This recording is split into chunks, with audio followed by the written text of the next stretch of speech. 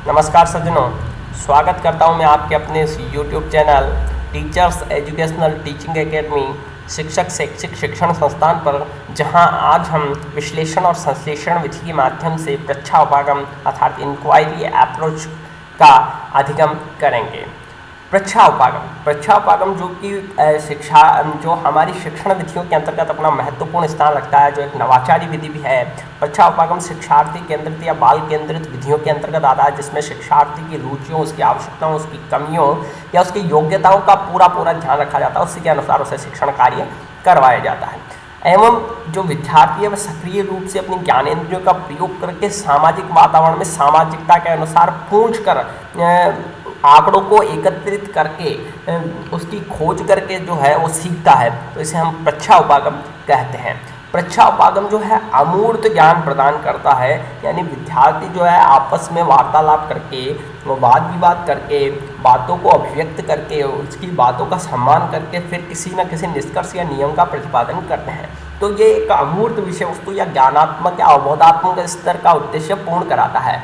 अर्थात प्रच्छा उपागम का उपयोग जो है अवबोधात्मक स्तर अर्थात किसी चीज़ का वर्गीकरण, उसमें समानताएं खोजना, उसमें विभेदीकरण, इस प्रकार का जो है अवबोधन स्तर तक का उद्देश्य ही इसके द्वारा पूर्ण हो पाता है। इसमें अनुप्रयोगात्मक स्तर का जो है वो अवबोधन पूर्ण नहीं हो पाता। इसमें कौशलों का विकास जो है, कौशलों का विकास, इसमें अभिव्यक्ति कौशल का विकास इसमें हो सकता है। इसमें लोगों का सम्मान करने का कौशल है वो विकास हो सकता है। वैज्ञानिक अभिवृत्ति का जो विकास है वो भी इसमें होता है, परंतु वैज्ञानिक अभिवृत्ति का विकास इसमें कम होता है, क्योंकि इसमें पूछने अर्थात खोज करने की, किसी समस्या का समाधान करने की प्रवृत्ति पाई जाती है, तो वो कुछ मात्रा में इसमें वैज्ञानिक अभिवृत्ति का विकास होता है। अनुप्रयोगात्मक कौशलों का विकास इसमें थोड़ा कम होता है। तो कुल मिलाकर प्रच्छा उपागम जो है उसका उपयोग किया जाता है अवबोधात्मक स्तर के उद्देश्य को पूर्ण करने के लिए। दूसरी बात, प्रच्छा उपागम अमूर्त विषय वस्तु प्रस्तुत करता है, तो यह अमूर्त संक्रियात्मक अवस्था वाले बालकों के लिए अधिक उपयोगी है।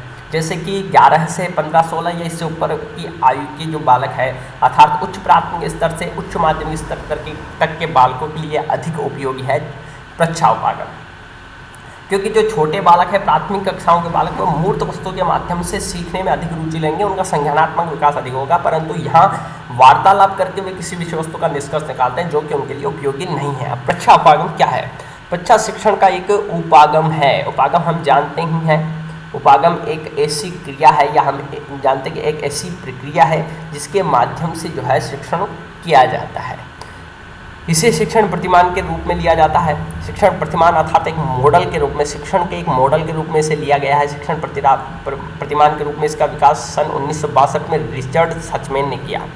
रिचर्ड सचमैन जो है इसके जनक हैं, इस प्रतिमान के जनक हैं, और शिक्षण का यह उपागम सृजनात्मक अनुसंधान पर आधारित है। सृजनात्मक अनुसंधान अर्थात मौलिक अनुसंधान जिसे कहते हैं, मौलिक खोज जिसे कहते हैं, उस पर आधारित है। नई नई खोज करने के लिए, नई नई विचारों को उत्पन्न करने के लिए खोज करना, उस पर यह आधारित, किंतु आजकल इसका प्रयोग शिक्षण के हर क्षेत्र में किया जा रहा है। यह उपागम छात्रों में सामाजिक दक्षताओं का इस प्रकार विकास करता है, अर्थात यह उपागम जो है वो सामाजिक दक्षताओं का भी विकास करता है, अर्थात सामाजिक नियम विद्यार्थी सीखता है, सहकारिता का पालन करना सीखता है, नैतिक मूल्य वो सीखता है, उससे छात्र सुविधापूर्वक समाज के साथ अपना समायोजन भी स्थापित कर सकते हैं, अर्थात समाज के जो नियम है उन मूल्यों का आत्मसात कर सकते हैं और अपना अधिगम भी कर सकते हैं।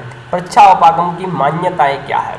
प्रच्छा उपागम जो है उसमें छात्र जो है नवीन ज्ञान प्राप्त करता है अपने पुराने ज्ञान के आधार पर, और वो जो नवीन ज्ञान है उसके लिए वह हमेशा उत्सुक रहता है, वह उसमें जिज्ञासा होती है, उसमें तत्परता होती है, तो उसके लिए हमेशा जो है वो उत्साही रहता है।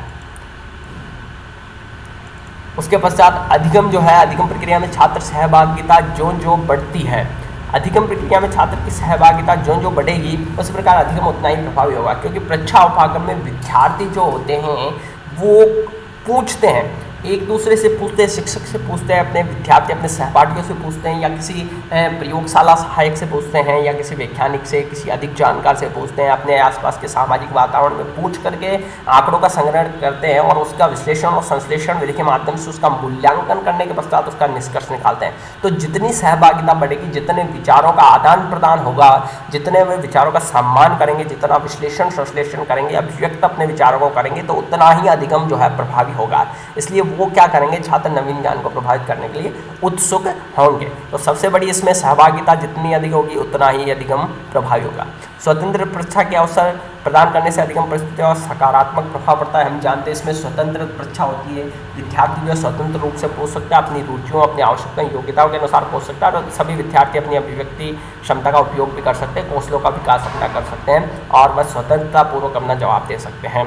उसके पश्चात अर्थात स्वतंत्र परीक्षा वो सक्रिय रूप से योगदान देता है और इसमें सभी विद्यार्थी आवश्यकता और योग्यताओं का, उनकी रुचियों का, उनकी कमियों का ध्यान रखा जाता है। यदि छात्रों को अनावश्यक निर्देश या सहायता दी जाए, यदि छात्रों को आवश्यक निर्देशन या सहायता दी जाए तो छात्र अपने अधिगम तथा अधिगम विधियों को सरल, सुगम और व्यवस्थित कर लेते हैं। अर्थात शिक्षक की भूमिका जो यहाँ होती है वो मार्गदर्शक की होती है, उन्हें मार्गदर्शन देता है, निर्देशन देता है और सहायता देता है, जिससे कि अधिगम क्या होता है, सरल हो जाता है, सुगम और व्यवस्थित अधिगम उन्हें प्राप्त होता है, क्रमबद्ध अधिगम उन्हें प्राप्त होता है। सहयोग तथा सहकारिता पर आधारित परीक्षा छात्रों के बौद्धिक अनुशासन में सहायता करती है, हम जानते हैं, क्योंकि सहयोगिता की, सहकारिता की भावना का उनमें विकास होता है, सामाजिकता के वो गुण सीखते हैं, नैतिक मूल्य वो सीखते हैं और पूछ कर अपना अधिगम करते हैं। तो उनमें क्या है, बौद्धिक अनुशासन जो है अपने आप उनमें डेवलप हो जाता है, विकसित हो जाता है।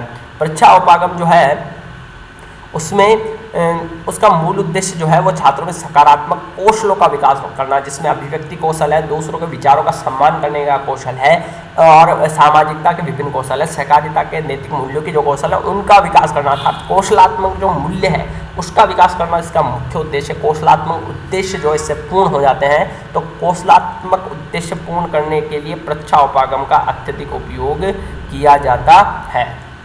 ठीक है, जिससे वे तर्क के आधार पर तथ्यों के संबंध में खोज कर सके, अर्थात अनुसंधान कर सके, सृजनशील विश्लेषण और मूल्यांकन करके निष्कर्ष निकाल सके। इसके लिए व्यक्तिगत क्षमताओं का विकास इसमें किया जाता है। इसके पश्चात जो है परीक्षा उपागम अपनाते समय अध्यापक और छात्रों को 4 स्तरों से गुजरना पड़ता है। पहला स्तर क्या, समस्या की पहचान करना या परिभाषित करना। जिस समस्या पर, जिस विषय वस्तु पर हमें केंद्रित रहना, जिस विषय वस्तु के लिए हमें परीक्षा उपागम का उपयोग करना, उससे क्या की जाती है, उसकी पहचान करके उसको परिभाषित कर दिया जाता है, उसके विभिन्न तथ्यों का, उसके विभिन्न पदों को परिभाषित किया जाता है। ये कार्य शिक्षक के द्वारा किया जाता है। उससे पश्चात समस्या से संबंधित तथ्यों का संग्रह करना, ये कार्य छात्रों का होता है। वे छात्र जो होते हैं वो एक दूसरे के माध्यम से, पूछने के माध्यम से, शिक्षकों से वो पूछते हैं, उस बारे में आंकड़े एकत्रित करते हैं, संग्रह करते हैं, उनका विभिन्न वैज्ञानिकों के माध्यम से, विभिन्न विषय विशेषज्ञों के माध्यम से, प्रयोगशाला के माध्यम से, पाठ्य पुस्तकालय के माध्यम से वे तथ्यों का संग्रह करते हैं। उसके पश्चात संकलित तथ्यों का वो विश्लेषण, संश्लेषण और मूल्यांकन करते हैं और उस मूल्यांकन के आधार पर वे क्या करते हैं, नियमों का निर्धारण या निष्कर्षों का निर्धारण करते हैं, जिससे उनका अधिगम होता है। तथ्यों के विश्लेषण के आधार पर जो है अधिगम परिस्थितियों का वो निर्माण कर लेते हैं। अधिगम परिस्थिति अपने आप उत्पन्न हो जाती है, वो अधिगम वो कर लेते हैं, क्योंकि वो जिस प्रकार से तथ्यों का विश्लेषण, संश्लेषण करते हैं तो अपने आप अधिगम परिस्थितियाँ निर्मित होगी और वो इस प्रकार का कार्य कर लेते हैं और अधिगम जो है वो सक्रिय होता है और वो आत्मस्वावलंबी बनते हैं, परिश्रमी बनते हैं। इसके पश्चात परीक्षा उपागम जो है, परीक्षा उपागम में कक्षा का वातावरण पूरी तरह सामाजिक एवं सहयोगात्मक रहता है, अर्थात वे सामाजिक वातावरण में सीखते हैं और सहयोगात्मक अर्थात सहयोग करके, दूसरे के विचारों का सम्मान करके, दूसरे के विचारों को प्रतिपुष्टि प्रदान करके, दूसरों के विचारों को या अपने विचारों को व्यक्त करके, इस प्रकार का वातावरण इसमें रहता है और वो सीखते हैं। यहाँ शिक्षक और छात्र दोनों ही मिलकर परीक्षा का मार्ग प्रस्तुत करते हैं, अर्थात शिक्षक जो होता है वो मार्ग प्रदर्शन करता है और निर्देशित करता है छात्रों को, वो भी उनकी सहायता करता है परीक्षा के लिए। यदि शिक्षकों से विद्यार्थी प्रश्न पूछते हैं तो वो भी उनकी सहायता करता है। तो ये दोनों मिलकर के, इन दोनों के मध्य के जो व्यक्तिगत संबंध है वो भी सुधरते हैं। परीक्षा के लिए दोनों ही समान रूप से समभागीदारी का निर्वहन करते हैं, अर्थात शिक्षक भी विद्यार्थियों से प्रश्न पूछता है, उनके उत्तर जानना चाहता है और विद्यार्थी भी उनसे प्रश्न पूछते हैं। शिक्षक समस्या का संरक्षण करता है, अर्थात पूरी समस्या का संरक्षण करता है, उस मुद्दे से विद्यार्थी को भटकने नहीं देता, उनका निर्देशन करता है और समस्या के समक्ष यदि कोई समस्या आ जाती है, उसके अंतर्गत कोई अन्य समस्या, तो उसका समाधान वह कर देता है, उनका मार्गदर्शन और निर्देशन करता है। छात्रों को समस्या के समाधान में परीक्षा करने के निर्देश भी वही देता है कि किस समस्या के संदर्भ में आपको परीक्षा उपागम का उपयोग करना है, किस प्रकार से करना है, इसकी योजना किस प्रकार से बनानी है, इसके निष्कर्ष आपको किस प्रकार निकालने हैं, तो इस प्रकार का निर्देश भी वही देता है और आवश्यकता पड़ने पर वह इनकी सहायता भी करता था, निर्देशन करता है या उनको बताता है उसके बारे में कि किस प्रकार से आंकड़ों को एकत्रित करना है, कहाँ से आपको ये सहायता मिल सकती है, किस प्रकार से इसका मूल्यांकन करना। वैसे छात्र स्वतंत्र रूप से परीक्षा करते हैं, इस संबंध में वे समस्या को पहचानते हैं, अर्थात वो परीक्षा जो है स्वतंत्र रूप में करते हैं, वाद विवाद स्वतंत्र रूप में करते हैं, अपने स्तर पर करते हैं और इस समस्या को वो पहचानते, इस संबंध में तथ्य एकत्रित करते हैं, उनका विश्लेषण करके और समस्या का समाधान जो है वो कर लेते हैं। तो कुल मिलाकर ये एक समस्या समाधान की तरह ही है परीक्षा उपागम, जिसमें विद्यार्थी स्वयं सक्रिय रह करके समस्याओं का समाधान करते हैं, उनसे निष्कर्ष नियम निकालते हैं और सामाजिक वातावरण में इसको पूर्ण करते हैं। अर्थात सामाजिकता का विकास इसमें होता है, सामाजिक कौशलों का इसमें विकास होता है, अभिव्यक्ति क्षमता का इसमें अभिव्यक्ति कौशल का विकास होता है, दूसरों के विचारों का सम्मान करने का विकास होता है। और यह जो है